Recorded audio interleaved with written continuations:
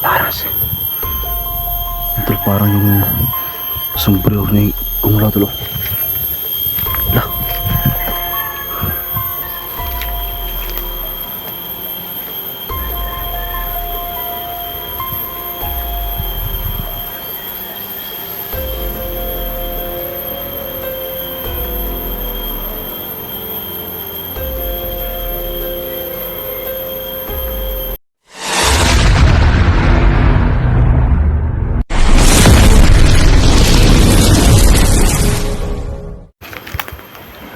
So yan mga tol. So yan mga tol no. Magandang araw sa lahat tol. So ngayon tol no. Nakita niyo naman siguro tol yung video namin ni Simo. Yes Dender 01. Yun nga tol no, naambos kami tatlo. So yun ang dahilan tol kung bakit kami nagkahiwalay tol no. So yun tol ngayon. Naisipan ko tol no, na balikan tol itong location na ito. Kasi dito namin nakita tol si Kung Lao. So dito namin tol, muntik nang mahuli si Kung Lao tol itong location na ito. So dahil nga gumamit ang tagulilong si Kung Lao, so nakatakas ulit siya tol no. So yan tol, samahan niyo ko to sa location na ito. Kasi dito rin natin tol nakita ano Senting Hero at saka si Kusjan TV. So dito kami nag-negotiate pero ayaw talagang makinig Senting Hero sa atin at saka ni Kusjan TV tol no. So samahan niyo ko sa video na ito tol. Samahan niyo ako no at pakishare ang video natin tol. So ramdam ko talaga tol na si Kung Lao nandito pa sa location na ito. Kasi ilang beses namin nakita si Kung Lao dito na kami tatlo ni Simo SG. At dito rin namin siya muntik na mahuli. So yun tol, pag-share ang video natin. At yun tol no, bago tayo maglakad-lakad tol. Gusto ko lang itong batiin tol no, gusto ko yung shout out sa ating mga solid supporters no, sa ating mga silent viewers, sa ating mga basher dyan, shout out po no. Sa ating mga OFW tol, ingat kayo palagi dyan no, kasi yung ibang bansa ngayon tol nasa peligro tol no, naggira. So yun no, sa ating mga kababayan dyan na nasa bansa na nagkagulo ay ingat kayo palagi tol. At yun tol no, siyempre kami tol no, nagdarasil din kami para sa inyo, sa inyong kaligtasan dyan. Kasi alam namin tol hindi biro tol no, yung malayo tol sa ating pamilya. So yan tol, samahan nyo ako sa video na ito. At sana tol makita natin sa Senting Hero no, kahit tayo lang mag-isa. So ngayon tol, yung bago tol, tinago ko lang muna. At saka yung baril ko tol, wala tayong bala, naubusan tayo. So meron tayong konting orasyon tol no. So ito lang muna yung gagamitin natin. So yan tol, sobrang daming ano ngayon tol no. Si 69 hindi pa na-rescue natin. Si Edwin may tama sa ulo no, Indian pana. So para siyang nawala sa kanyang saktong pag-iisip tol no. So sana tol makarecover siya, kasi sobrang layo talaga tol ng location ni Edwin yun sa amin. So sana ay ano tol no, hindi siya magka ano ba, hindi ma-infection yung kanyang sugat sa ulo. So parang ano tol, parang sumama ata siya sa mga bandido. At yun nga, parang wala siya sa kanyang saktong pag-iisip. So yan tol, sana makita rin namin si Edwin tol no. So gustuhin mo namin tol tumulong no sa lahat ng mga bihag ngayon. Sila 69, sobrang dami request tol no. So ito talaga masabi ko sa inyo tol, kung meron sana kaming panggasto na papunta sa mga location nila, yan tol, magbiyahe kagad kami. Pero alam niyo naman tol, dahil sa gira no, sa ibang bansa, grabe talaga ang gasolina dito sa Pinas ngayon tol, sobrang mahal talaga no, malapit ng mga 100 pesos yung bawat litro ng gasolina dito. So sobrang hirap talaga magbiyahe tol, lalong na tol, sobrang layo ng mga location. Edwin tol, sobrang layo din. Ghost 69, sobrang layo tol no. At pito doon sa area ni Eric ngayon no, sila Wiwi at saka si Totoy.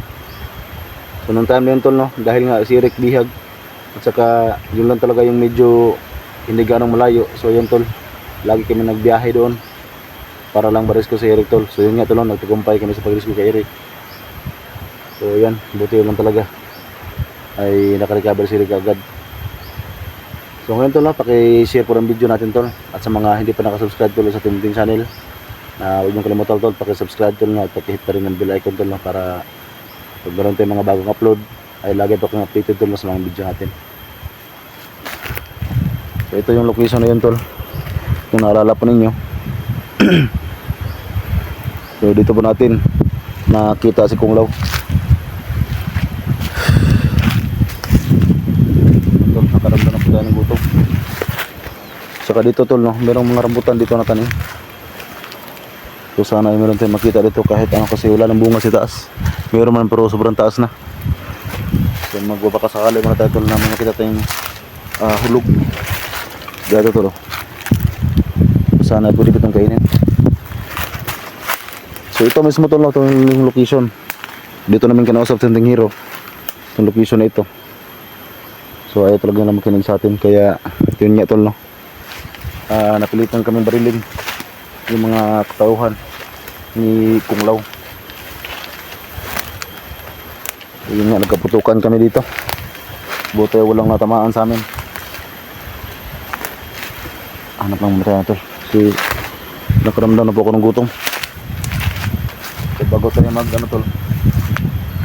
tayo maghanap sa mga kalaban natin, dating hero tol, no? Kakabahan natin yan, pero nasa tayo sila ngayon. So hanap lang muna ako ng konting makain to. Kahit itong dulo, yung mga hulog. So meron pa. So sana ay pwede itong makain. So unahan tayo, baka meron pa.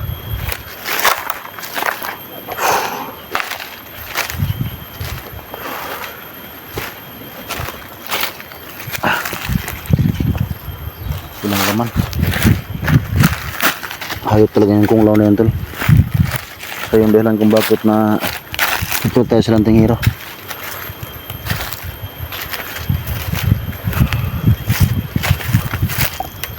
Ito marami to. Yan, pwede itong kainin.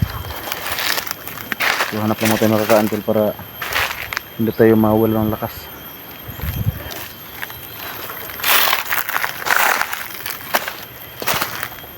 Meron pang bunga to, pero problema tol, sobrang taas na. Meron pa sa unahan.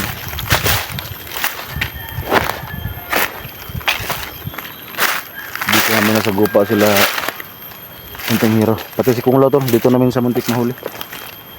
Pero yun nga tol, nakatakas gamit yung kanyang tagulilong.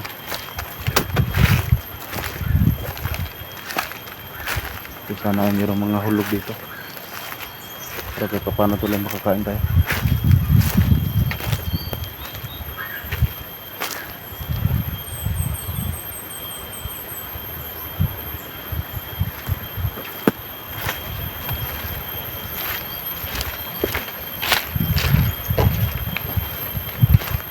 Parang walang hulog dito.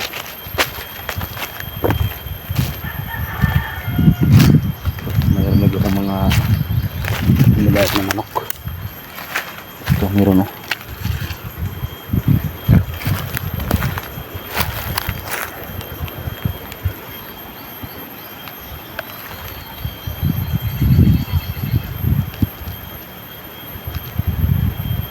Pasok ko dito sa natin ito. So doon tayo kakain sa may mga damuhan para pag may kalaban to hindi kagad tayo nakita.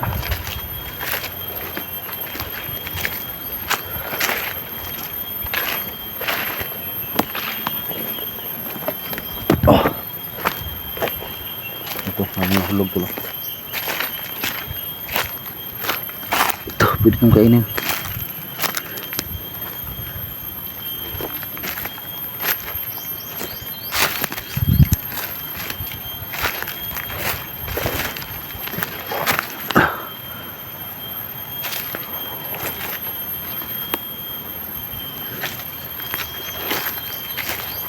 Ito yung buhay namin tol pag nasa explore kami. Sinadya ko lang talaga na balikan ito kasi dito natin nasa gupa sila Tinting Hero.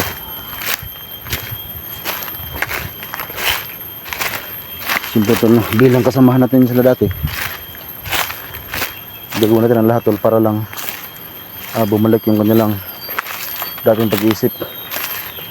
Kasi hindi naman pwede tol na diretsuhin natin sila natapusin kasi alam naman natin to na nasa head tayo sila. Kaya dapat talaga tol magtiyaga din kami tol sa pagkikipag-usap sa kanila. Alam naman natin tol na wala silang kasalanan ngayon sa mga nangyayari sa kanila. Kasi nga na-hypnotize lang din sila tol.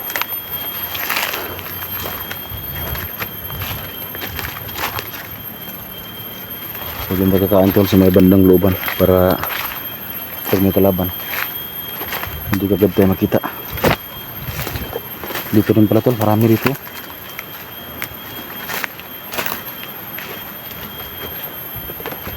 Marami dito. Ito malaki pa.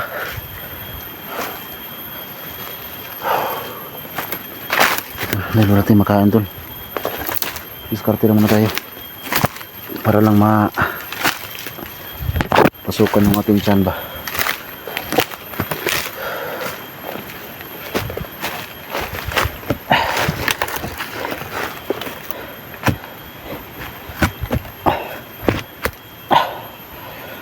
Yeah. Dito kayo kain to para medyo safety tayo dito.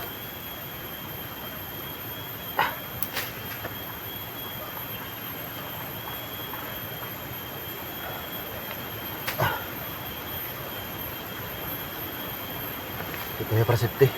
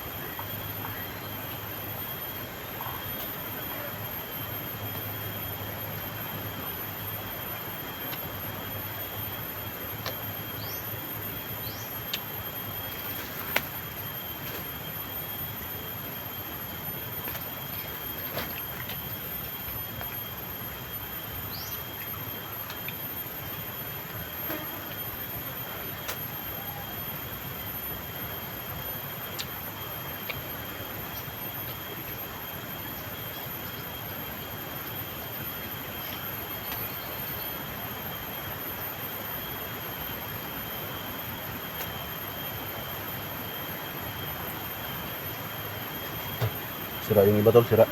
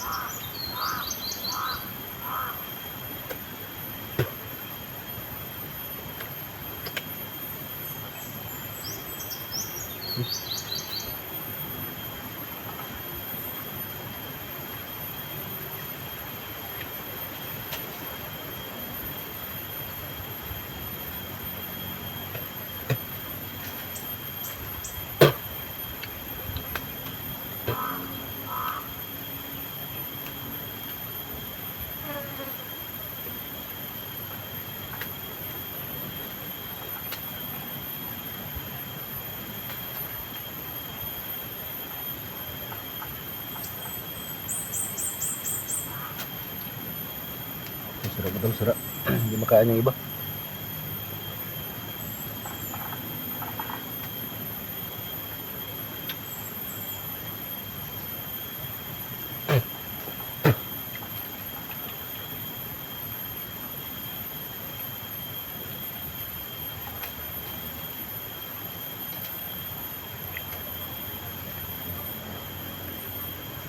Sira talaga.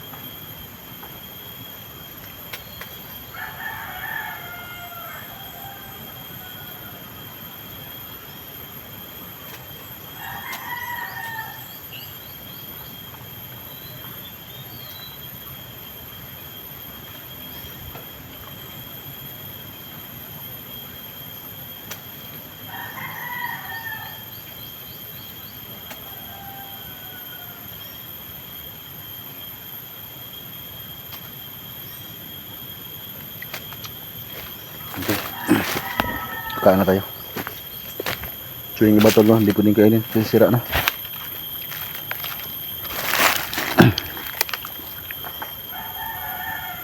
So masitis paligid to.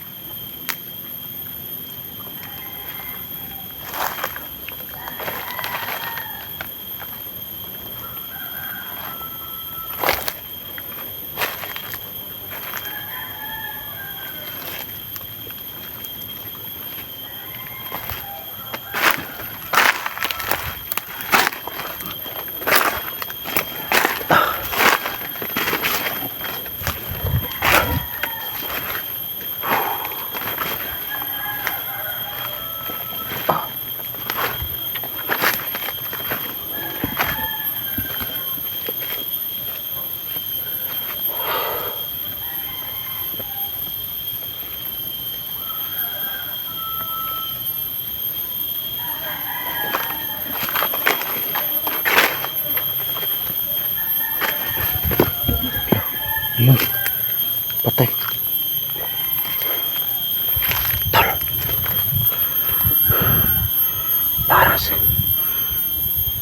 Parang yung sombrero ni Kumulaw tulo. Lah. Akala ko si Kumulaw. Nakasabit sa may kahoy tol. Yan yung sombrero ni Kumulaw.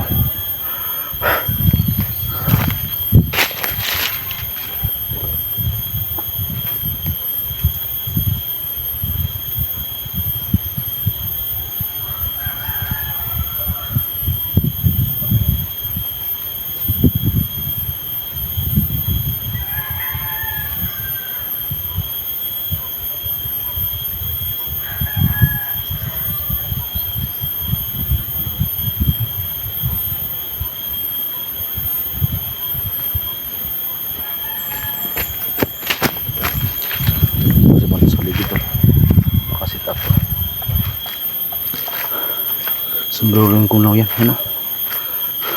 Ikaw lang sombrero yan. Masitas paligid baka sit up to. Yan ang nakasabit sa may kahoy.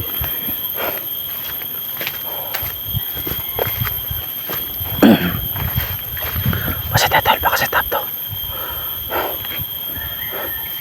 Baka may kasama to. Baka nilagay lang dyan ba? Tapos pumakita natin tol para mahuli tayo. So tingko dyan sa kasi ito sa paligid kasi malaki kutob ko baka sit up to.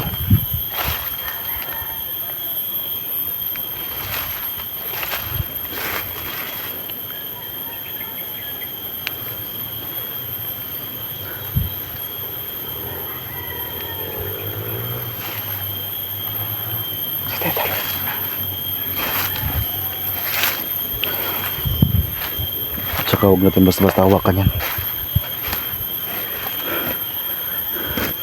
Siguruhin muna natin tol.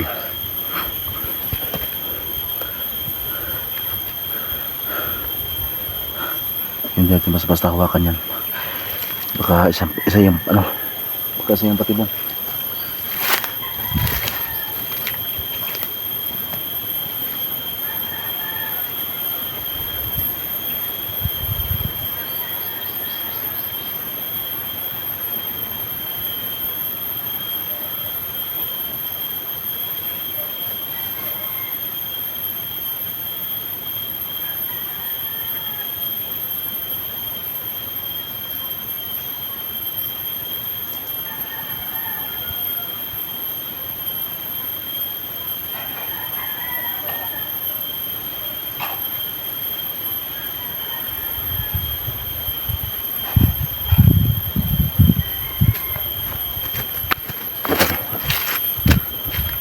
Ito lang dito ng saktong Sumpo tol kasi yung sombrero ng kula tol, kukunin natin yan. Kaya tol lang pang nung ano tol, parang medyo mainit yung sombrero. Kaya hindi ko muna tinagay pagkuha.